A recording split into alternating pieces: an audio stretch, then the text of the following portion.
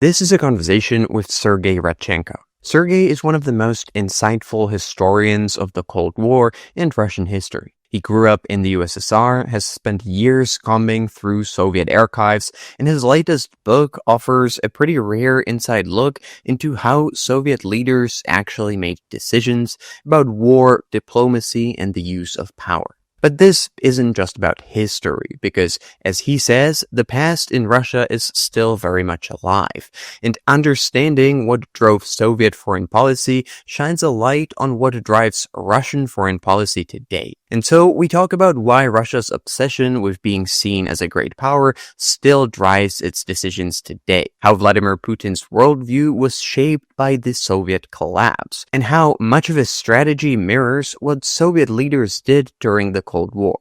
We look at why Russia keeps acting like it's still a superpower, whether Vladimir Putin is trying to rebuild the Soviet Union, or what lessons policymakers can actually learn from how the West handled the USSR during the Cold War, and much more. This podcast and interviews like this can exist only thanks to its supporters on Patreon and Substack, to whom I'm deeply grateful, and who get a bunch of perks in return for their support, including the full ad-free version of this and other episodes, and additional bonus content. And if you want to get more geopolitical analysis to help you filter all the noise from the stuff that actually matters, I also write a newsletter where I break down big picture geopolitical stories, trends, and patterns. You can find the link in the description. And now, enjoy the conversation. So, welcome to the podcast. Thanks for having me. So, I wanted to talk with you for a few reasons. First, because I'm a fan of your books, because I find your focus of Soviet and Russian history, and especially the Soviet Union, fascinating. And also because I'm from a country that was heavily impacted by foreign policy decisions that were made in Moscow during the Soviet era. So your work is especially impactful in that way. But I'd also like to use the discussion to try to show how and why the history is relevant for today. Because I think that you yourself said that in Russia, the past and present and the future are almost always very connected, probably more than elsewhere. And I think that your book quite clearly shows that there are a lot of parallels and connections between Soviet foreign policy and Russian foreign policy today, and similarities in what drives the decisions and so forth. And I was wondering that maybe a good start would be to ask you, why do you think it makes sense to study Soviet foreign policy and the rationale and motivations behind the foreign policy decisions today, apart from the fact that it is just extremely interesting on its own, but whether there's maybe something or what is there that's applicable for today that we can learn from it? So thank you, Dominic. I mean, first of all, I guess you take Russia or any other country, if you're interested in understanding what it is doing today, you have two options really to go about it. First, you might apply general theoretical insight. You might take a theory of international politics, for example, and say, okay, well, we will expect Russia to act in a particular way because this is what our theory tells us, because this is what, I don't know, beginning from Greece and Rome, states acted in a particular kind of way. And some people do that. I mean, think of people like John Mearsheimer, for example, who approaches the Russia problem from a particular theoretical position, using particular theoretical framework, and says, okay, this is why they're doing this. The other way of understanding the Russia problem is you take a historical approach and you look for certain patterns in the country's history, in the country's past, which would suggest why they're doing particular things in a particular kind of way. And my book is that second way of looking at Russia. It is basically a history of Soviet foreign policy, but as you rightly noted, there's a lot there that allows you to reflect on contemporary developments and contemporary dilemmas in Russian foreign policy. In other words, there's a lot of continuity, and this should not be surprising.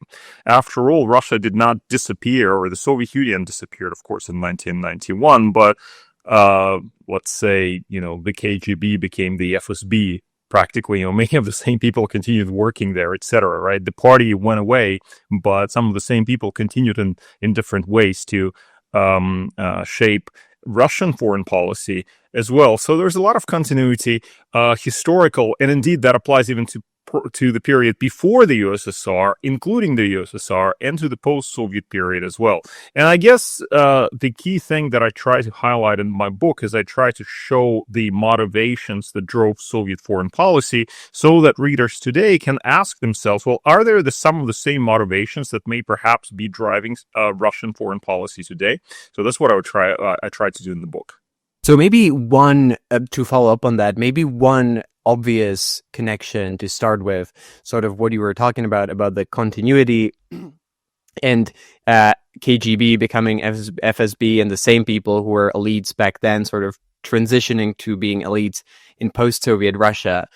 I think an obvious connection is Vladimir Putin himself, because he is someone who grew up in the Soviet Union. He worked for the state during the Soviet era, and he's probably someone who was shaped by the Soviet foreign policy and strategic thinking, and when he was in his formative years, and he probably carried that until today. So if you look at him, and if you look at overall maybe the time when he was growing up and when he started his career, in what ways do you think that his decisions and thinking are impacted by the Soviet legacy? I think it is. I think his thinking is very much impacted. Putin was born in October 1952. So Stalin was still around. Stalin died in March 1953. Think about that. That's actually an interesting continuity, right? Putin was a baby, of course, when Stalin died. It's not that he, learned anything directly from his experience of Stalinism. He was 10 years old at the time of the Cuban Missile Crisis. Another thing, to think about. So already kind of entering more conscious thinking. At the time that he was 20 years old, Nixon came to Moscow. May 1972. Putin was not quite 20. At the time that he was 30 years old, Brezhnev died. Brezhnev died just a couple of weeks after Putin's birthday in November 1982. And then, of course, in another 10 years, the Soviet Union was no more. In the meantime, Putin pursued a career in state security. He was a Soviet officer working in Dresden. He saw the Soviet Union collapse, and I'm sure, like many others of his generation, was quite shocked by what he witnessed. He, of course, perhaps did not realize at the time the fundamental structural problems that brought down the whole Soviet experiment. Soviet Union, could it have been saved? Gorbachev always insisted that it could be, and that things just went in the wrong direction. But from Putin's perspective, it probably looked like treason of some kind. I mean, a lot of people working in the KGB thought this way, and remember that the coup in 1991 was organized in part by the KGB. The idea to preserve the Soviet Union, to keep the Soviet Union. Vladimir Klitschko at that time was the head of the KGB, and he was one of the organizers of the coup. So you would expect that Putin would have shared some of that same sentiment, some of the same feeling that the Soviet Union, here was the Soviet Union, a great power that somehow was really, he experienced all his life, he lived in all his life, and suddenly it was no more. It fell apart for from his position, inexplicable reasons, right? So he then carried through the 1990s and into 2000s this, I assume, this sort of resentment, this feeling that something fundamentally went wrong this feeling of being humiliated by the collapse of a superpower. And that issue of humiliation, by the way, is really, really important, because as he comes into office, well, before even he became president, already as prime minister in 1999, he talked about raising Russia from its knees, i.e., recovering some kind of past glory, and so on and so forth. So in my book, I focus on that theme of humiliation and glory. I apply that, I talk about it in the context of the Soviet experience and how the Soviets always thirsted for glory. The Soviet leaders, the Kremlin, they wanted glory, they wanted recognition on the international stage, because that gave them a sense of legitimacy. And so the Soviet collapse in this sense can be seen as a point where they lost this legitimacy. They felt humiliated. And Putin's arrival can be seen as an attempt to recover some sort of global recognition for so-called greatness. And the Russians have a peculiar desire to trumpet their greatness. That sort of global recognition, or especially Western recognition of Russia's greatness, so-called greatness. So you can see this sort of continuity and this sort of parallels. So let's talk about that more, because that's, I would say, the core theme of your book, through which you explain a lot of the Russian and Soviet foreign policy decisions and strategic thinking, which is that a lot of it is driven by a desire for external Western recognition.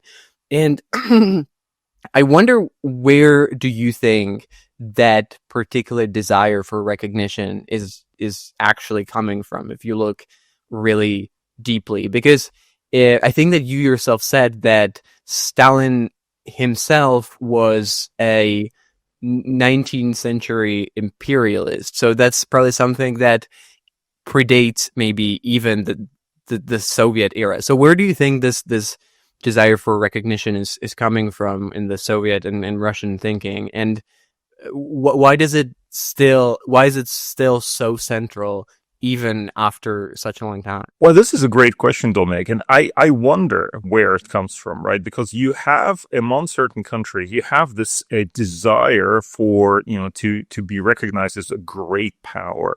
Russia is not unique in this. There are other countries. I mean, think about the United States, for example, that clearly for Americans, the idea that America is a great power, that is the greatest power that ever existed, etc. And this is really central to American political discourse. Just look at any speeches by any American leaders.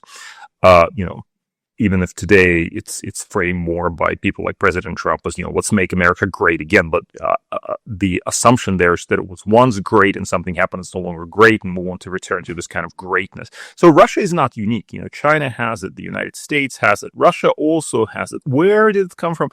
I don't know. I mean, why is it that some countries, former empires, basically are able to get over their imperial syndrome, so to speak, their imperial mentality, and just become normal countries? I think maybe it's about the passage of time, perhaps. Maybe it's about the passage of time. Maybe it just has to take a number of decades, and we just haven't lived through that. And the current generation of Russians, and including myself, I was born in the USSR, right? So even I remember the Soviet moment, the Soviet experience, with all that came with this idea of being a superpower and so on and so forth. And a lot of people who are my age or older can also speak from that same script, and their children may have been brought up in that same atmosphere where their parents told them, well, we were once a great power and we still can be, because if we were not betrayed by Gorbachev or whatever their particular fixation is, they can say, well, we still can recover this greatness. So I don't know. The Russians clearly still have this, and it was clearly there during the Soviet times, because you can trace it through the entire Soviet period, this preoccupation of proving to the world, proving to the West, among others, but above all to the United States, really, that we are this great power. The Soviets had it. Did Poland have it? Maybe in the 17th century, maybe it did, but you get to the 20th century, it doesn't, the Polish don't have that. Does Finland have it? No. Does France have it? That's an interesting question. Here was a great empire, and still you get it to the period of de Gaulle, and you have this preoccupation with, grandeur, and et cetera, et cetera. But it doesn't take this kind of violent form. France loses its empire and kind of just gets on with it, really. If the Russians lose their empire, but they just cannot get over it, right? They just keep trying to get it back. That's a problem. Just a quick break here. If you care about geopolitics, and I assume you do since you're listening to this, you might want to consider signing up to get my newsletter, Station Zero. Once every week or two, you'll get a free geopolitical analysis, a story, trend, or pattern of something that's really important but that most people tend to miss. Like the one where I talk about the major threat that Hungary's Prime Minister, Viktor Orban, is facing, why he's increasingly likely to be defeated in the next year's elections, why his new challenger is not at all who you would expect, and why it might be a lesson for politicians everywhere. If you want to sign up, just click the link in the description. And now, back to the conversation. Yeah, I think it's really interesting what you've mentioned about America, because it has always been there, but it also seems that it is something that in America, this need for external recognition as a great power is a lot more pronounced. And I guess that we can see that it's not just Russia, that people do respond it even in a country like the United States. So I guess it is also a good political tool for leaders in countries that are just important and see themselves as big, powerful, strong, great powers. But Dominic, there's an issue here, right? In America, you can look at the American economy, for example, and you can say, America has a gigantic economy and is at the cutting edge of innovation and et cetera, et cetera. And you can say, well, okay, there's some ingredients here to claim that they're a great power. You come to a country like Russia that has a declining population that is just a mere shadow, really, of the USSR. It's just nowhere even close. But in terms of maybe an economic performance here, it doesn't have a socialist economy, thanks God, and therefore it's able to kind of sustain itself, unlike the Soviets who basically bankrupted themselves. So, but still, the ingredients for the so-called greatness are no longer there, this is where you get this interesting thing, because there's a continuity of ambition from the Soviet, from the Tsarist period, because of course the Russian Empire also wanted to be one of the great empires. But then you have this continuity of greatness through the Soviet period. And by the way, already then in the Soviet period, there was a mismatch between the great ambition to be one of the great superpowers and the rather mediocre means, frankly, of getting there. Because you already, in 1957, you have Sputnik. Everybody says, okay, the future is communism. But then by the early 1960s, the Soviets have to import food because their economy is going to hell. By the late 1960s, things are not looking very good at all. By the 70s, you have stagnation. So you have a mismatch between the means and the ambitions. But this mismatch is even greater today. What is Russia's claim to greatness today? It has nuclear weapons, and it can destroy the world. And I think that is part of the answer. It also has a lot of oil, but so does Angola, and so does, Indonesia has a lot of oil, and obviously the Middle East. Is that some kind of a claim to, is that a prerequisite for greatness? I'm not sure. So there's a mismatch. There's a huge gap between Russia, where Russia wants to be seen as a great power, and the actual capabilities that it has. And I think that's a mismatch that is going to, it has already brought Russia a lot of grief. Well, I guess because the way to fill the gap for Russia and to make the claim to greatness is through the military expansionism, as it has always kind of has been. Is that, would you agree with that? I think so. I think, Dominic, you're right here, because you have different empires had different ways of asserting themselves. For example, the British Empire in the 19th century was a trading empire. For Britain, it was important to make money from its various imperial undertakings. So, they sold opium to China and got Chinese tea, for example, or had the relationship of trading textile with India. With the Russians, they never really had, they had an economic underpinning a little bit, but the way they expanded towards, through Siberia all the way to the Pacific was more through, for them, it seems like the empire was important for status more than for trade. It was it wasn't a money-making enterprise. They were not making a lot of money from having possessions, in Siberia. But they still wanted to do that. Why? Because the others did as well. And so they said, okay, we are a great land empire. Yeah, it's not making a lot of money, but we have the glory that comes with it. So yeah. But that came through military conquest as well, didn't it? In Central Asia and so on and so forth. And so I guess the Russians, I mean, they were always quite good at the military aspect of it, right? They were not very good at trade, but they were pretty good at military adventures. And so they used that, they played that card, as Russian Empire, we're talking before the Soviet Union, obviously. They pushed into Asia until obviously they were checked and ultimately defeated by the Japanese in 1904-05, but still they were pretty successful.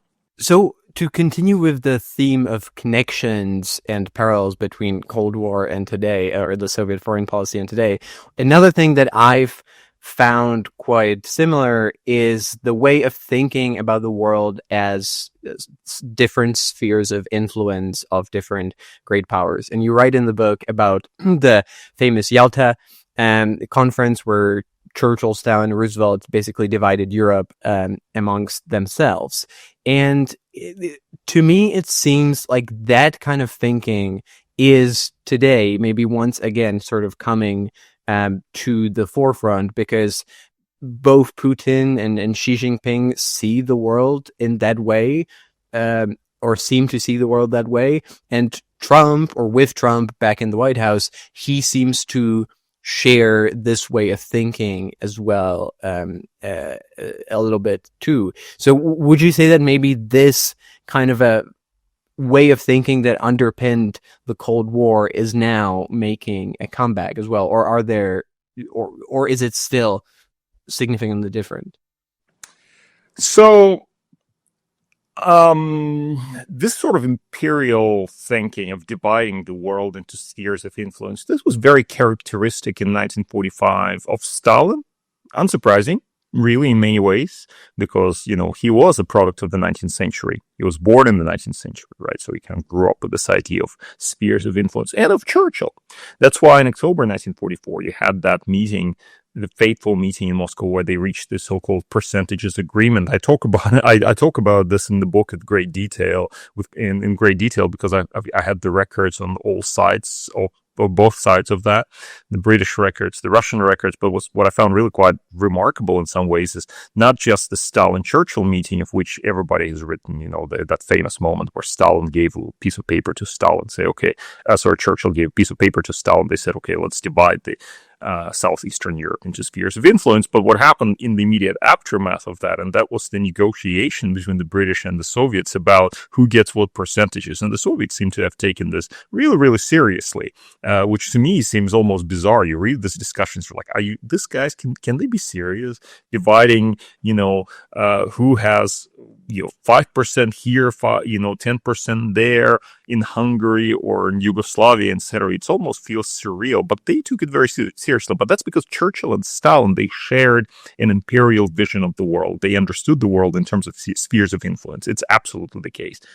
The odd man out was FDR here, because FDR brings to this an American perspective. And America did not, and that's kind of funny because, you can actually the Soviets, I think, were right. There was a paper written by Maxim Litvinov at the time.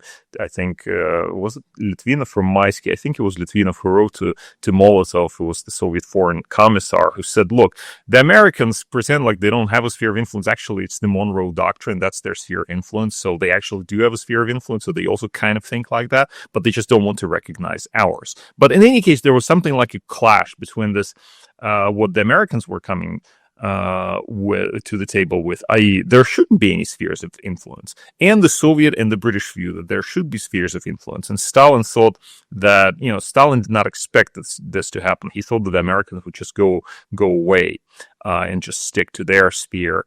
And then he would basically work with his sphere. In the end, it didn't work out this way because the Americans said, no, you cannot, we are also interested what's happening, let's say, in Bulgaria or Romania. Oh, you're establishing a communist government there? By what right? We're not going to recognize this. And that was actually one of the reasons for the way that the Cold War played out in the early years, because, Stalin felt that this violated the spirit of Yalta. Because the spirit of Yalta was, this is ours, get the hell out of here. and we'll install whoever we want in Bulgaria and Romania. It's none of your business. Look at where Bulgaria and Romania are, and look where the United States is. That's very far. But the Americans were not willing to put up with this. However, in a sense, this is also kind of making a slightly simplistic argument of American thinking, because in the end, the Americans did recognize Bulgaria and Romania, and they didn't do anything about Poland, and they didn't do anything about Czechoslovakia, where you had a communist coup. They didn't do anything about it because they understood that, it's basically the strong exact what they can and the weak grant what they must, right? The Soviets were in control of that territory, and you couldn't do anything. Anyway, so to answer the second part of your question, we're now projecting over to where we are today.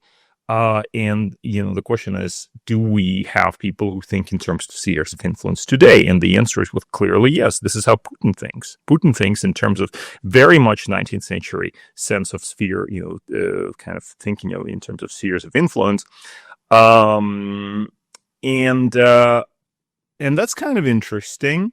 I mean, for me, a more interesting thing actually is that Trump, in a sense, I'm not really surprised about Putin. Okay, the fact that Putin wants a sphere of influence, so what's surprising about that? What's interesting is to see Trump talk about spheres of influence kind of in the similar kind of vein about, with regard to the Panama Canal or with regard to Greenland and so on and so forth. So you have an interesting return to the discussion of spheres of influence.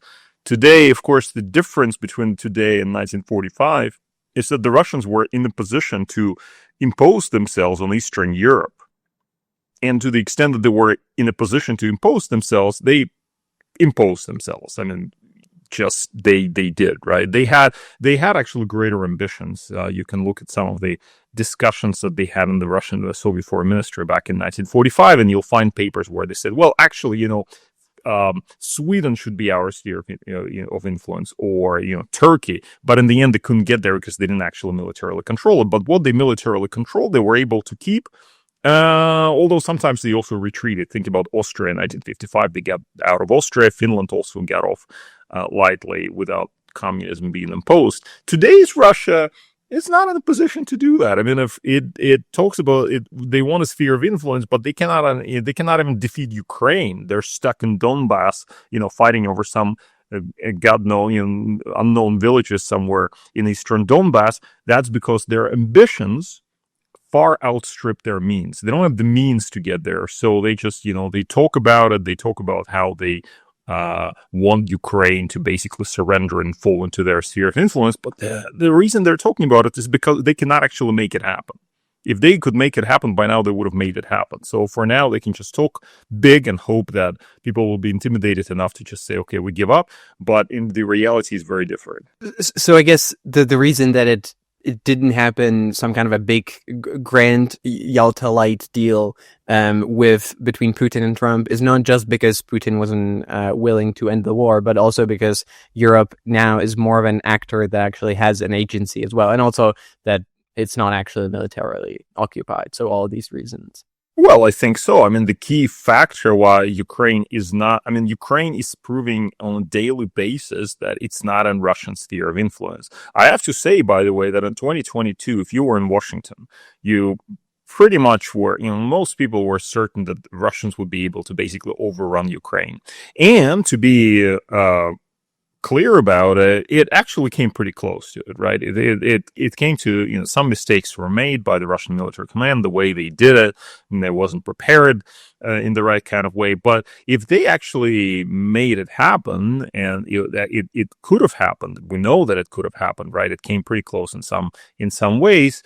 Then what would the Americans have done? What would the Europeans have done? They would say, oh, this is terrible, and, thoughts and prayers for poor Ukrainians, but this would be sort of the end of it. They may have been able to support some insurgency, and that was the kind of discussion that you would have had in Washington in the days before the Russian invasion of Ukraine. Who proved that Ukraine is not in Russian sphere of influence? The Ukrainians did, because they fought back, and they said, oh, you think we're in your sphere of influence? Well,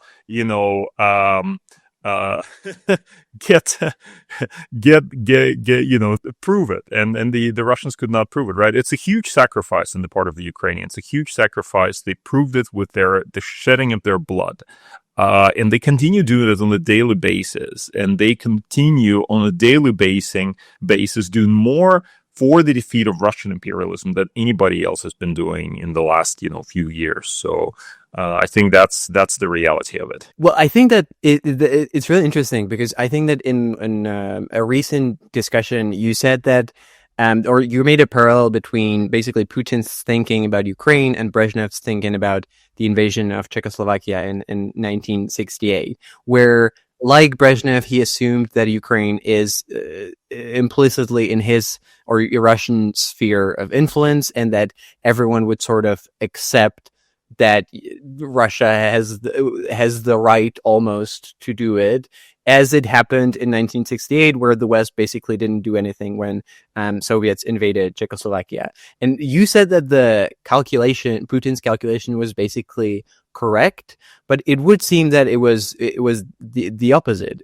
right? That actually it turned out, because of the Western reaction, and also because of Ukrainian, but also because of the Western reaction that was quite strong, that it doesn't accept Ukraine as being part of Russian sphere of influence, unlike with Czechoslovakia back in 1968. Right. But this is the Western reaction was only the reaction that we have as a result of the Ukrainians not being defeated immediately, right? That's what I'm saying. If Ukraine were defeated, and the Russians rolled over Ukraine and, I don't know, carried out their plan of killing the Ukrainian leadership and etc. that we know about, they had, then the West would just kind of say, oh, okay, well, we'll impose some sanctions, but in the end, what can we do? We're not going to have a war with Russia over Ukraine because of nuclear power. But what happened instead is Ukraine fought back, and then the West said, oh, well, in this case, Ukraine has an agency, therefore we're going to help it. And they did provide, and, all the credit goes here to Boris Johnson. He's been maligned endlessly in this country, but he certainly saw an opportunity there to go there and provide weapons to Ukraine. The Biden administration came in as well with their support, and of course, but a lot of that depended on the Ukrainians themselves. Now, you made a parallel to 68 and 56, and 56, or 56 is another example, obviously, but 56 Hungary, you had the Soviets basically cracking down with their military against the rebellion, anti-Soviet rebellion. In Budapest, what did the West do? Nothing. There was nothing. They welcomed refugees, but that was the end of it. In 1968, you have a Soviet invasion of Czechoslovakia. It barely makes a dent in the Soviet-American relationship because there was already an assumption that basically this was in the Soviet sphere of influence. And indeed, you get to 68, you've got the Soviet invasion of Czechoslovakia. Brezhnev kind of feels like, okay, he has reasserted his sphere of influence in Eastern Europe, and isn't that a wonderful opportunity now to then having a new relationship with the West on an entirely new basis? And by God, you have Willy Brandt, who comes into the office in September 1969 with his ideas of Ostpolitik, and you already have kind of European detente. I mean, it even preceded Czechoslovakia. De Gaulle was already engaging with the Russians in the mid-1960s, but then you have the Germans, then you have Nixon, etc. Literally, 4 years after Czechoslovakia, we have already detente and beautiful friendship between the Soviet Union and the USSR. The Soviet Union and the United States didn't really last for that long. The bottom line is that this reality spoke for itself, and that because of what happened, because of the way that the Soviets effectively suppressed Hungary and Czechoslovakia, they were then able to come back to the West and say, well, look, love us as we are, as Khrushchev once put it to the British. Love us as we are. You don't like us, but that's the reality. You have to acknowledge what it is. In Putin's case, this is not the reality. He wants this to be a reality. He would have liked to basically take in Ukraine and then gone back to the West and say, oh, look at this, we're back and deal with us on this basis. Unfortunately for him, unfortunately for us, he couldn't do that. And he's still stuck in Donbass, and he's still shunned by the West, and he's having all kinds of problems. Why? Because once again, the Ukrainians resisted. So that's the key difference. I wonder if maybe a problem of current Russian foreign policy decisions and thinking, and I don't know if you would agree with it, but sometimes seem to me that one of the key problems is that the Russian leadership, the Kremlin, sort of acts as if Russia was still the Soviet Union, which objectively was a superpower that was much more powerful in all areas than Russia is. But Russia is not Soviet Union, and it's objectively a lot weaker. So when it tries to act like the Soviet Union, it runs into issues because, as you've said, it's not. Thank you for listening to the free part of this interview. The conversation is not over yet, but the next part is only for the paid members on my Patreon or Substack. I try to make the best possible geopolitics content, and I put a lot of effort and time into this podcast. And there's quite a lot of costs that I have to pay that are associated with it. It's the supporters on Patreon that allow me to do all that, and making part of every single interview exclusively available only for them is my way of saying thank you, since without them, it just wouldn't exist. So if you want to listen to the rest of the interview, ask questions to guests who appear on the show, or myself, get bonus content and my own takes on geopolitics, become part of an active community of geopolitics enthusiasts, and most importantly, make the continued existence of this podcast possible, do consider becoming a supporter. It really helps. To join, you can find the link in the description or go to patreon.com/decodinggeopolitics.